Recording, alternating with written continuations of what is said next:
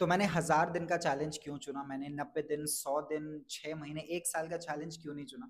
मैंने 1000 दिन तक अपने आप को क्यों ये टारगेट दिया? So I have been listening to great people and हर एक ग्रेट इंसान ने ये कहा है that it takes a good amount of time to build your foundation.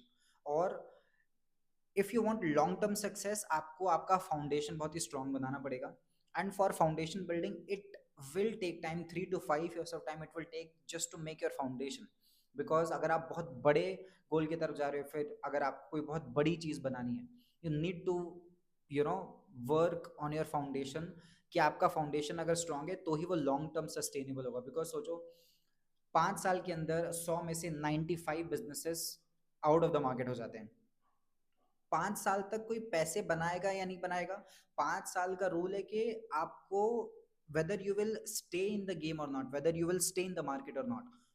Considering all these learnings, ये सारे माइंडसेट बिलीव्स को सोचते हुए, ध्यान में रखते हुए, I told my self that इस बार मैं 2 3 6 महीने का टारगेट नहीं बनाऊंगा। I will give my self 3 years, और 3 साल के बाद मैं अपने आप को जज करूंगा दैट वेदर इट वर्कड और नॉट, वेदर आई सक्सीडेड और not.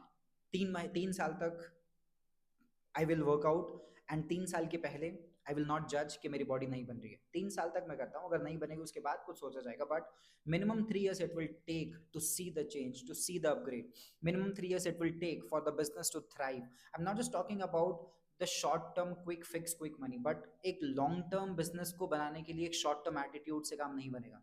So considering all these things, considering all these philosophies, मैंने ये 1000 दिन का चैलेंज लिया है और 15% कंप्लीटेड, 150 दिन। remaining 850 days के लिए excited, and moving forward I will be documenting the journey in a more detailed way. So excited for the remaining part of the journey.